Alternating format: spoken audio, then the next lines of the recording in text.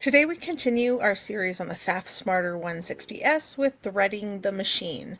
Make sure you have a full bobbin. The bobbin winding tutorial can be found linked below. Starting first here, I'm inserting my bobbin into the bobbin case. Hang on to the bobbin cover plate so you don't lose it while we thread our top thread. I'm using a pink thread for my top thread so you can tell the difference between this and the bobbin thread. First, we're going to place our thread onto the spool pin and then replace the stopper so it stays in place. Next, we are following the solid line in the diagram for threading. Continue by following the arrows down the track where the tension discs are. Side note, make sure your presser foot is lifted for this step. Sorry, I missed filming that here. Again, we're following those pink arrows down the right channel and then back up the left channel toward the take-up lever.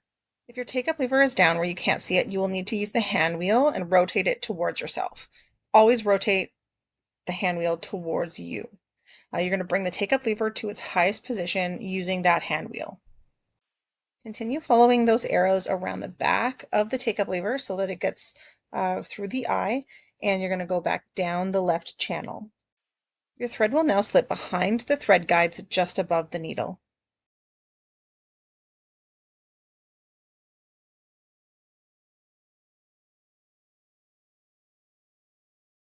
As you see here, there's a top guide and a bottom guide that your thread should pass behind. Now there are two options. You can thread the needle manually by threading through the eye of the needle from front to back, or you can try out the automatic needle threader. You'll start by bringing down the needle threader like I've done here. Then you're going to wind your thread under and then over the little arm before you bring that needle threader down towards your needle. There is a little hook on that needle threader, and that's going to poke through the back of your needle, right through the eye. And that little hook is going to end up grabbing your thread and then you'll pull it back through the eye of the needle. The little hook has grabbed my thread and then pulled it back through the eye, and I can move that needle threader back up out of the way, and I'll see that little loop that's been created, and I can pull the rest of the thread all the way through the needle until I've got a fully threaded needle. This takes a bit of practice to get right. This was my fifth or so attempt, and I am still practicing.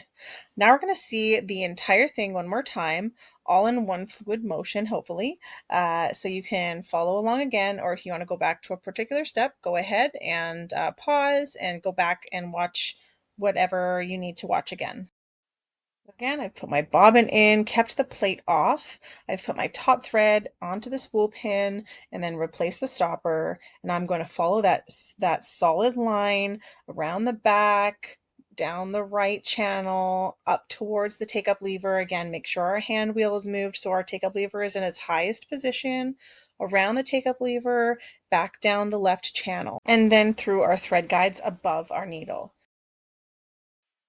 Next, we are threading our needle. We're going to use our automatic needle threader again. Be sure that the needle's in the top position just so that when you bring that automatic threader forward, it actually goes through the eye of the needle. Bring that automatic threader down, wrap your thread around the arm, and bring the automatic threader over to your needle and down through the hole.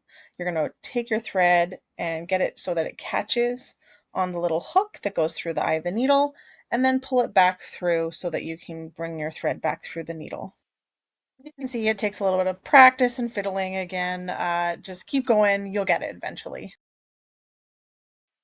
Once you see that little loop, pull it through so that your thread is all the way through your needle, and you have threaded your needle. Our last and final step is to bring up our bobbin thread. We're going to locate the hand wheel again. You're going to hold the top thread in your left hand. We'll be turning the hand wheel in which direction? That's right, towards us. The needle will go all the way down and then up once. This will allow the top thread to loop around the bobbin thread and bring it up through the needle plate. Once you've grabbed that little bobbin thread loop, you're going to pull it up. We're going to make sure that our threads are underneath our presser foot and off to the side before returning our bobbin cover plate back into position. And you are ready to sew on your Pfaff Smarter 160S.